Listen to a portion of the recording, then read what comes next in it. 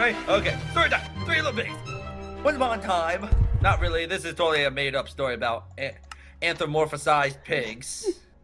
There was a lady pig. One day she was like, I have a bit of a bellyache. I wonder what's going on.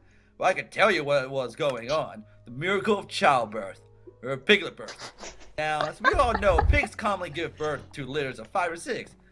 But that was a problem for Mama Pig. See, Mama Pig worked in, let's say, the pig versions of Gentlemen's Club. She was getting up their age, and had been spending a bit too much time at the trough lately, because she had 5 little pigs growing inside her, which she and her employer were unaware of.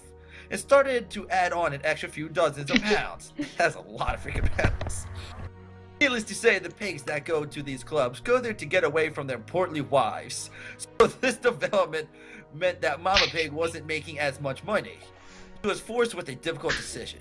She could only provide for her and 2 piglets, and so she chose her favorite 2 piglets, the one with the spots and the one with the biggest hooves, and then showed the other 4 out, and then showed the other 4 at the door. She did it under the guise of sending them out to find their fortune, which was really just a nice way of saying, you were an accident that I can't afford right now. So the 4 little pigs set out. You notice that there are 4 and not 3 as seen in the title, because this is because one struck out on his own and became far more successful than his pathetic brothers. His name was Babe. Heard of him? I thought so. Anyway, so they split up. Babe goes on to fame and fortune. The 3 toil in the woods for a while. They choose names for themselves, and they are as follows. Oink! Their first one is a bit slow and didn't master people talk when they were choosing names. Spider-Man and Lord Pigington. Spider-Man. Yeah. Bye, Doctor Who. Bye-bye. See you, Doc. Oh, bye. Oh. Night, friends. Bye. Happy birthday, Lado. Lord This Pigington. is so sad. Lado, I will be on Gmail so we can talk there. Yeah, do it. Okay. Good night, Doc. Good night, pal. Keep in mind they were just born. Picking names is hard work. After a year or two, from your channel. After a year or 2 of hard life in the woods, the pigs found a gated community called Fortune's Forest. Picking up on the obvious time with earlier in the story about finding their fortune, the pigs moved in. They picked 3 separate plots of land around the neighborhood and paid for the land by doing things that most certainly won't be repeated in these innocent pages. They went around their neighborhood and introduced themselves to their neighbors.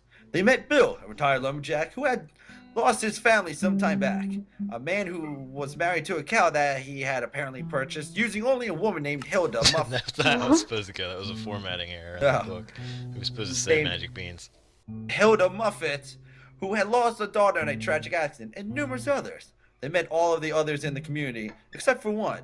His name was Terry Gentilupe, and he was a wolf. Terry was away at WolfCon when the pigs moved in. When he got back and heard about new neighbors, he started cooking up his special bacon-wrapped scallops to take over to welcome the new neighbors to the community. Oh, no. Now, no one told Terry that the new neighbors were in fact pigs, and that they might take offense to being offered bacon. I mean, it is pretty messed up. Now, while Terry was making this delightful dish of cannibalism for the 3 pigs, they were putting the finishing touches on their homes. Oink built his home out of straw, because there was a pile of it, and I think we're all aware that Oink isn't the sharpest tool in the shed. He grew up his straw house without a care in the world for structural integrity. Spider-Man was a little smarter, excuse me, but not much.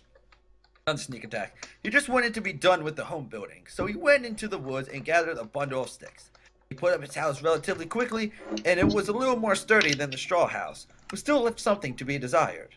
Lord Pigington was the smartest of the bunch, and as such understood that a house had to be structurally sound. He took the time to gather bricks and crafted a beautiful brick house with some masonry skills he picked up on the streets. And I say the streets, I mean of course the forest that they toiled in. How do you pick whatever? And he came across a gang of misfit masons, and they made okay, you answered my question. And they made him build a wall to save his life. Turns out Lord Pigington is a Masonic that word prodigy. Who knew? Terry left his house and headed for the next door neighbors. It happened to be Oink's house. He tried knocking on the door, but it was straw and made no noise. So he called out, hello? This is a strange house. Anyone inside? Then heard a shuffling coming from inside, and seconds later, Oink opened the straw door. Terry was horror-struck when he saw that this neighbor that he had cooked scallops wrapped in bacon for was a pig. tried to hide the dish while staying pleasant with his welcome. Started sweating and nervously glancing around. Oink realized that Terry was holding a plate of food behind his back and grabbed at it. He is a pig after all, and pigs are fond of food and eating. Oink pulled the cover off the plate and his jaw dropped. Terry apologized profusely, told Oink that he had no idea that they were pigs and that he was so very sorry. Oink wouldn't hear a word of it. He was furious. Nerves took over for Terry, and as it turns out, he is a nervous sneezer. He huffed, he puffed, he did everything he could to strife the sneeze, but in the end, it was fruitless. He unleashed what can only be described as a hearty sneeze. When he opened his eyes, more Oink's guitar, house was please. no more. Aw. The little pig stood there, looking incredulous, and ran off towards his brother Spider-Man's house. Harry went home and felt horrible. He had just been to a seminar at WolfCon about shaking the negative wolf stereotype about proving to everyone that wolves aren't always big and bad. He called his mother, Yuki Gentalupe, and cried on the phone for hours. He decided she would visit her son, and together they would make amends with the pigs. The next day, Terry and Yuki showed up at Spider-Man's steakhouse and knocked on the door. They heard two sets of hooves shuffling to the door. When the door opened, Spider-Man and Oink stood there with no sympathy in their eyes. Harry explained everything, tried his best to make amends and to make them see that he was